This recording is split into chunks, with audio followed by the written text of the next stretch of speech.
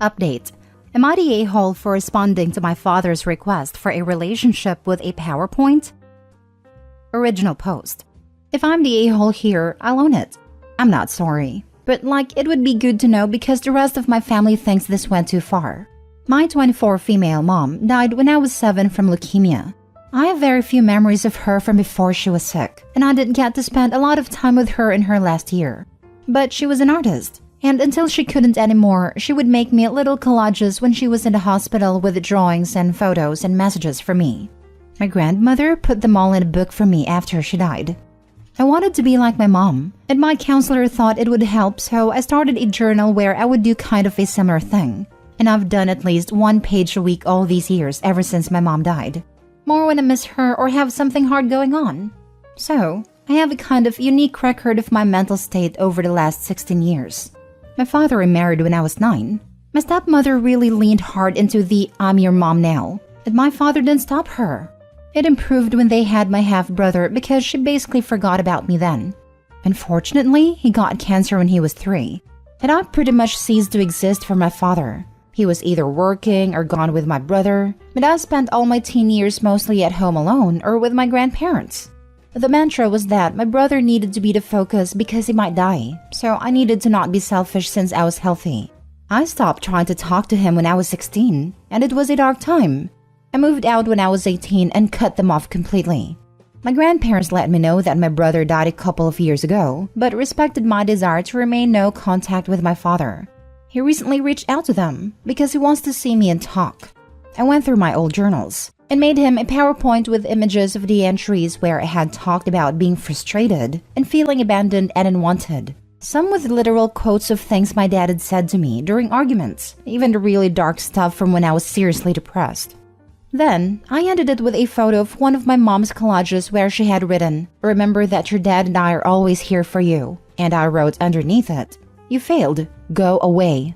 I felt like him being able to see it from my literal perspective would communicate why I don't want him back better than I could. Evidently it worked, but a little too well, because I've been bombarded by family telling me that it's understandable that I don't want to see him, but what I sent gutted him, and he's completely fallen apart after reading through it and it was unnecessarily cruel. Maybe it was. I know my bar for that is kind of weird sometimes. So, am I the a-hole? Edit. A couple of follow-up notes since it came up to comments. 1. I loved my brother. I don't resent him. He was a good kid and I wish he was still with us. None of this is his fault. To me, it is completely my father's and to a lesser extent, stepmother's. The parents prevented me from spending time with him as he got sicker. So I wouldn't have been allowed to be there for him even if I had been able to, which I wasn't towards the end because I was also struggling to stay alive. 2. I have empathy. I understand what my father lost. I was there. I also lost same people plus effectively my father. Even so, to me there was no excuse for completely shutting your own kid completely out of your life, while also preventing them from getting any kind of help. I understand depression and freezing up. I've been there. And I still, even not being an adult, managed to consider the impact of my behavior on other people. If he was that bad off, he should have given me up to be raised by someone else. My mom's parents asked, and he wouldn't agree to let me stay with them full time. I could have had a dad that was able to occasionally tell me he loved me, even if it was just a text message. Alternatively, I could have lived with my grandparents and had people around me who cared about me every day, even if that wasn't my father. I got neither, and every request for help of any kind was met with, "Suck it up." I can empathize with having to function while breaking down inside, but I can't empathize with what he did. 3. I gather from relatives, who have backed off after some hard boundary setting, that my father and stepmother split not long ago and are in divorce proceedings, which is why he reached out now, and why the rest of the family was upset with how I responded at a time. He wasn't in a good place already. I've told them that if they care about him, to encourage him to keep away from me, refuse to pass on any messages, and try to get him into inpatient care or something if they're that worried he's going to do something rash. I don't want anything to do with him, and I've told them that I don't want to hear about anything that happens after this point, but the rest of his family love him, so for their sake I hope he pulls himself together. Now for the top comments before reading the update. Not the a-hole. I have a saying, if the truth about your conduct paints you in a bad light, the problem isn't with the truth, it's with your conduct. If the truth hurts your dad, it's his own to deal with and not on you. I like to say, if the truth hurts, you deserve it. In my experience with narcissists, that doesn't resonate the same way, which is why I started saying it the other way. Doesn't stop them from trying to gaslight the situation. It didn't happen that way, etc. So when you show proof and tell them their conduct is the problem, not the truth, it helps take the wind out of their sails. It's not a surefire thing with narcs, but it really helps deflate them. Not the a-hole in the slightest. You told your dad how you felt, and it made him have to confront his failure as a parent. It is not your fault he neglected you. He is upset because he knows that what you put in a PowerPoint is the reality of how he treated you when you were just a child. Now that the truth is out and you have reestablished no contact, I hope you are able to let go of some of the anger you have at him and know that you did nothing to cause how he treated you. I'm no contact with my dad and have been able to find a lot of peace in the life I have built without him. I hope for the same for you. Not the a-hole. How arrogant of OP's family to expect OP to cover up OP's feelings for your terrible father. Now for the update. A bunch of people have been asking for an update, so I'm doing it here instead of on the main sub because the original blew up more than I want to deal with again. I had a talk with my paternal grandparents over Christmas vacation and showed them the PowerPoint.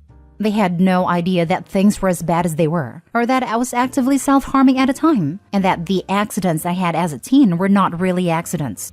So while they think it was still dangerously harsh under the circumstances, they understand better where I'm coming from, admitted that my father messed up big time, and that the family should have been more involved with me, instead of just supporting him and my brother.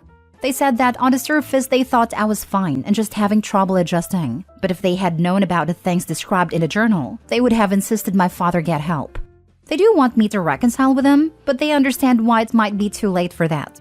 So they've agreed not to bring him up unless I do first, and not pass on information either way. So that was actually productive. As for my father, I know a lot of people think I'll regret it if I don't reconcile/forgive/whatever, but I'm not so sure that's true. I've tried to imagine a conversation with him that wouldn't make things worse, and I can't. Best case scenario? He's sorry and has a good grovel, but honestly, I think hearing that would just make me hate him more. Worst case scenario, nothing has really changed and I have to walk away before I end up with an assault charge. I also just can't imagine any real benefit or function to having him in my life, so reconnecting seems like a lot of work for no gain. As far as forgiveness, I don't know if that's actually possible. Apathy maybe. As far as I know, he's alive. I've made it super clear that anyone who tries to give me information about him that I don't request will also get the chop, so I'm probably not going to get any further updates. I'd rather just go back to forgetting he exists.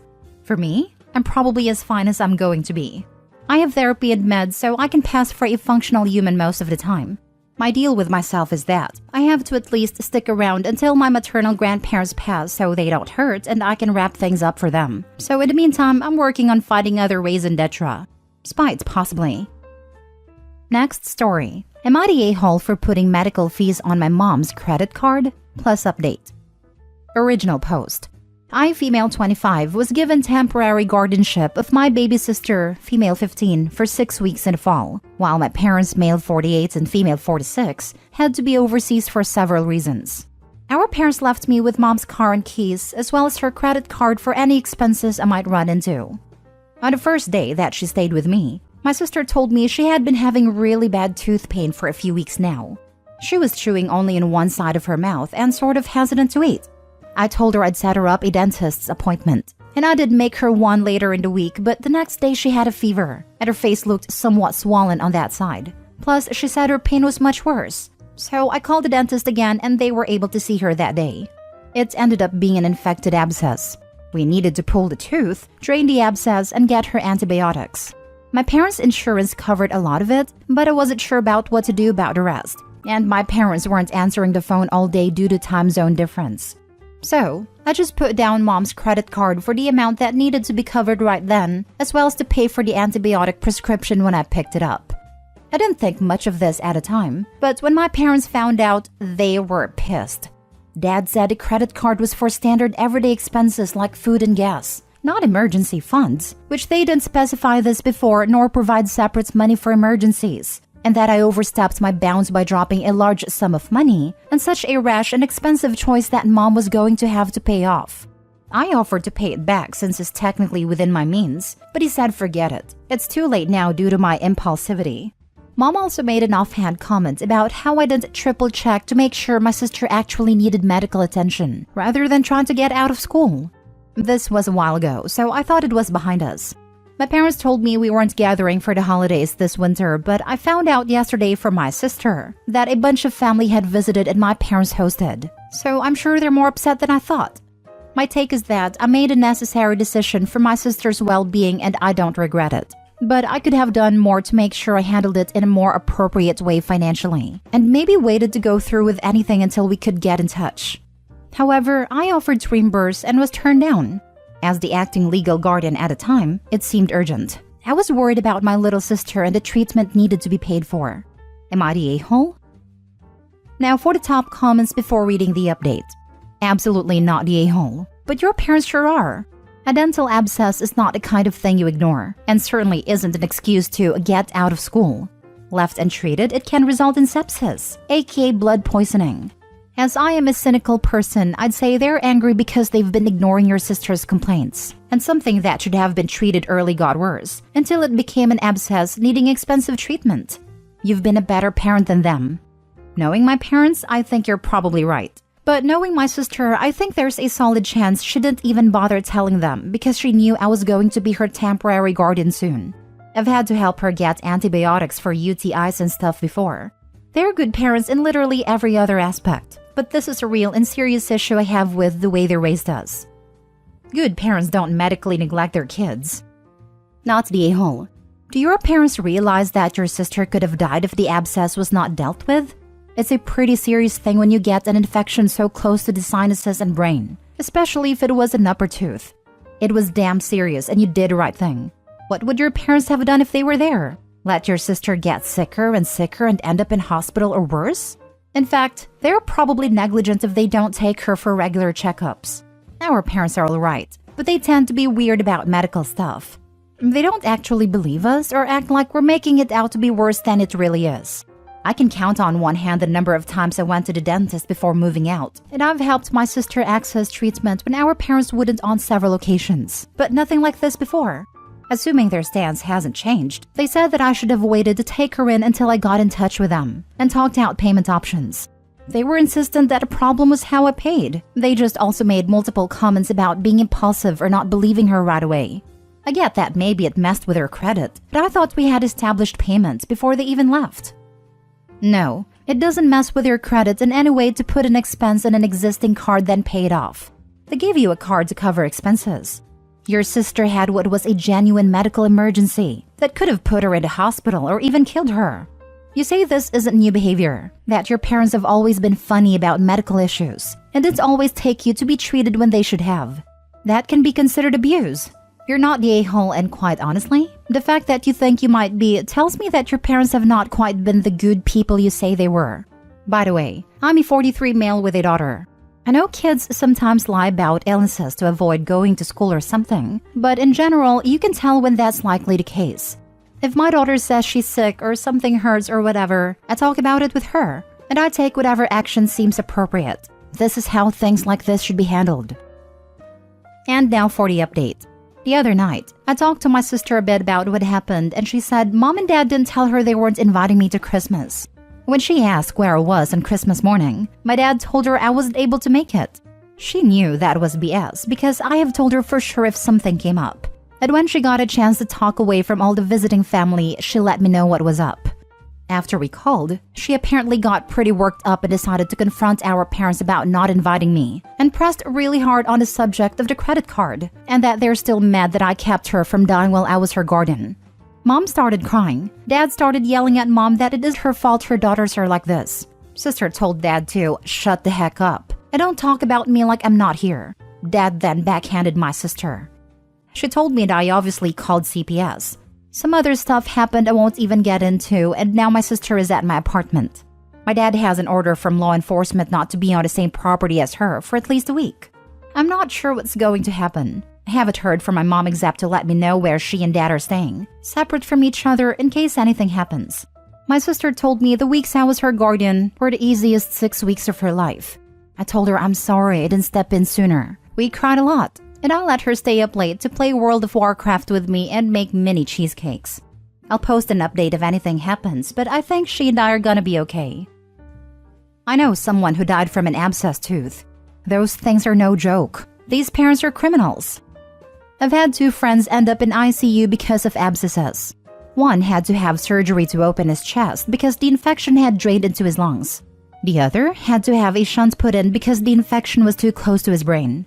OP saved her sister's life. When her father is old and sick, she can happily not pay a dime for medical treatment, just like dear old dad would have wanted. Jesus, the slow realization of OP that her parents are bad people, contrary to what she had always believed. Good for AITA for opening her eyes. That was the part that made me want to post this. I'm so glad she realized. I truly dread the thought of kids in this kind of situation who do not have a lifeboat sibling. My sister told me the weeks I was her guardian were the easiest 6 weeks of her life. Hoo boy, that is heartbreaking. Or the fact that she, a teen, knew that her parents would blow off her medical complaints. How many things have they ignored already?